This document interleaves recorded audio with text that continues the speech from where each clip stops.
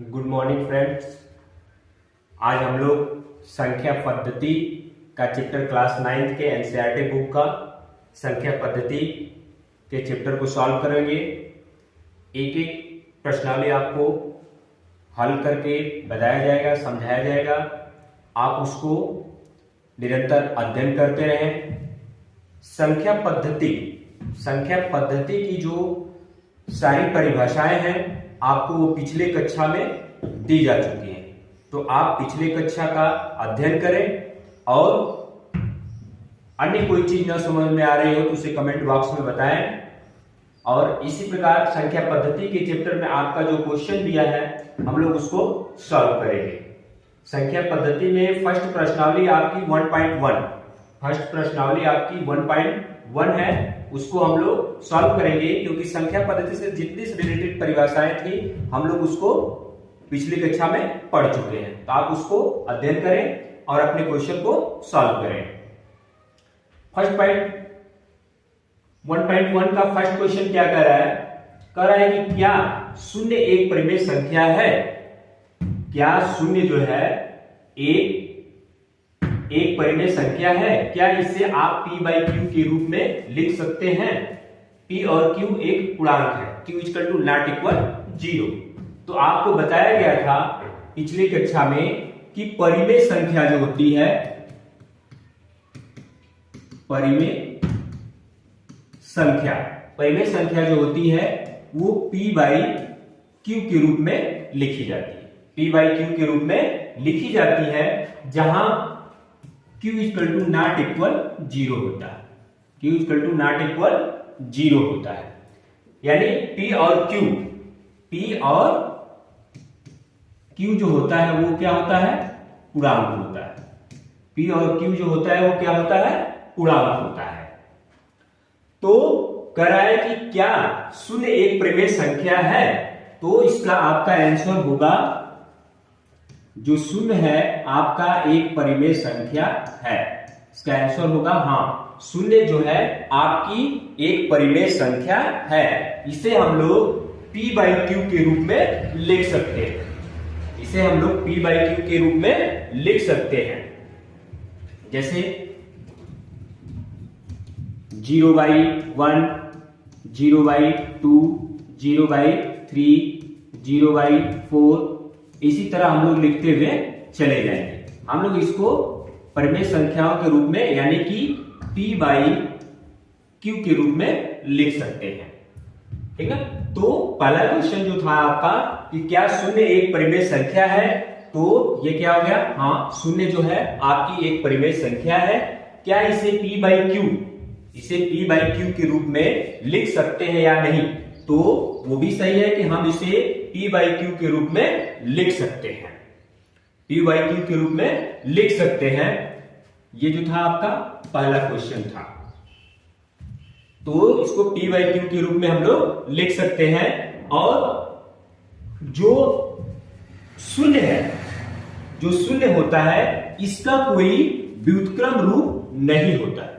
जो शून्य होता है उसका कोई व्युत्क्रम रूप नहीं होता है।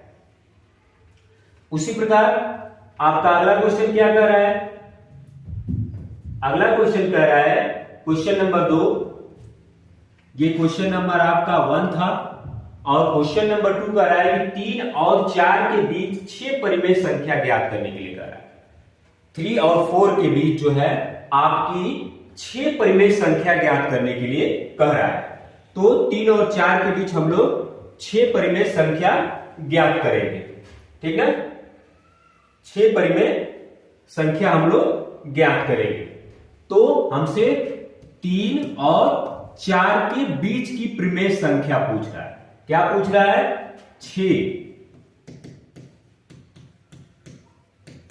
परिमेय संख्या पूछा जा रहा है। 3 और 4 के बीच में 6 परिमेय संख्या हम लोगों से पूछा जा रहा है। तो हम लोग 3 और 4 के बीच 6 परिमेय संख्या निकालने, कितनी पूछ रहा है? 6 परिमेय संख्या कर रहा है।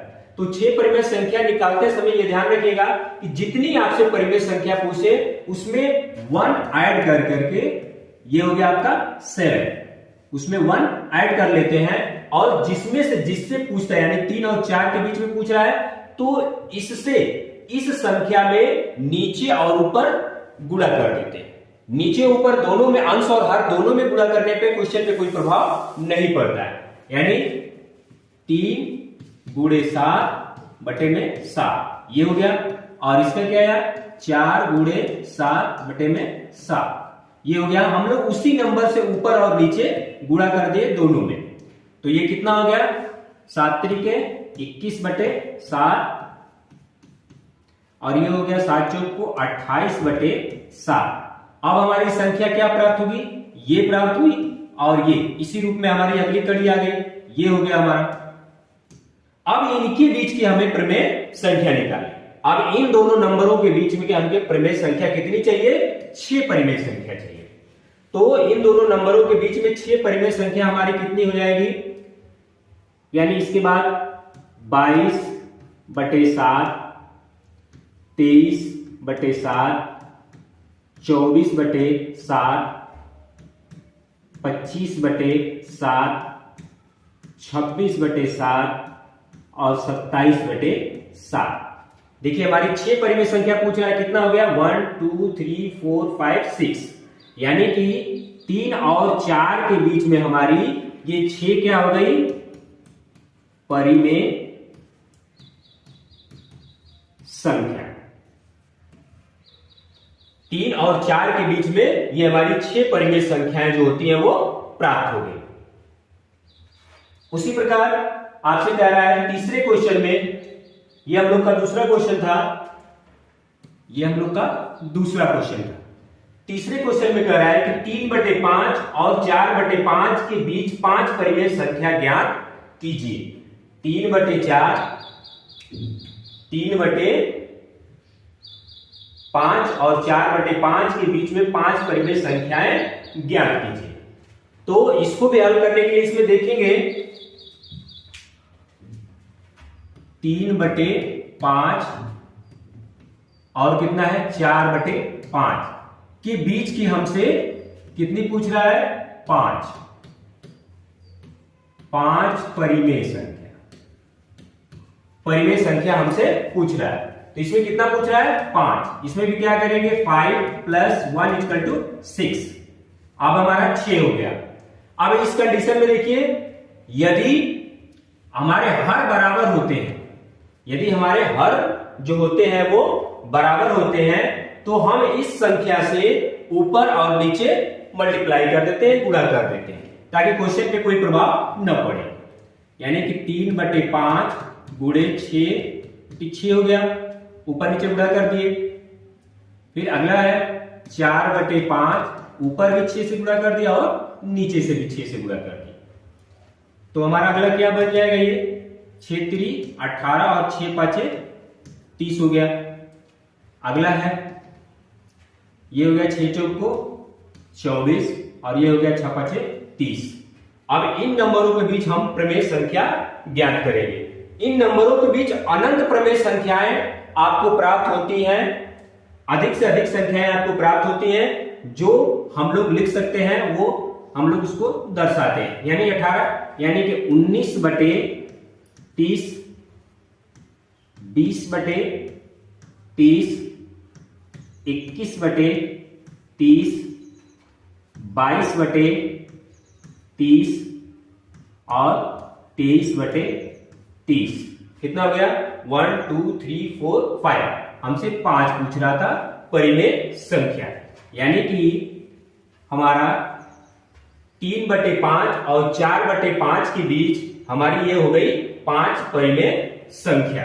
क्या है परिमेय संख्या, यानी ये आपका आंसर हो गया। आप इसको ध्यानपूर्वक समझे और सॉल्व करें, निरंतर अध्ययन करते हैं।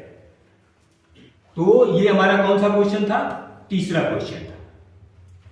अब हम लोग अगले क्वेश्चन पे चलेंगे। कर रहा है चौथा क्वेश्चन।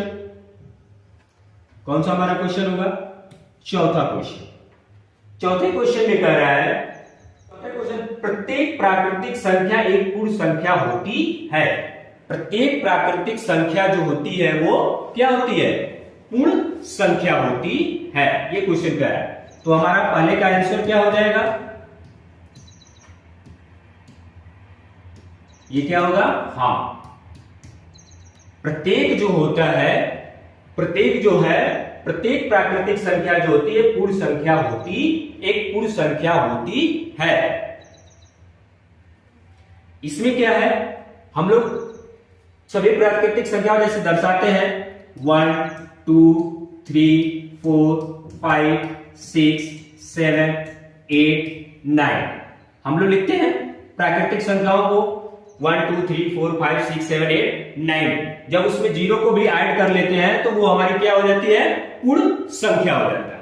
जब हम लोग जीरो को भी उसमें ऐड कर लेते हैं तो हम लोग का क्या हो जाता है? वो सारी जो होती है उसमें क्या हो जाता है? पूर्ण संख्याएं बन जाती है। यानी कि जो जीरो जो होता है हमारी वो पूर्ण संख्या होती है, परंतु प्राकृतिक संख्या जो होती है वो नहीं होता है। तो इस प्रकार जो हमें है प्रत्येक प्राकृतिक संख्या एक पूर्ण संख्या होती है। तो हमारा इसका कथन क्या है? हाँ, यानी हमारा आंसर जो है वो सत्य है कि प्रत्येक प्राकृतिक संख्या जो होती है वो एक पूर्ण संख्या होती है। ये हो गया। इसमें का दूसरा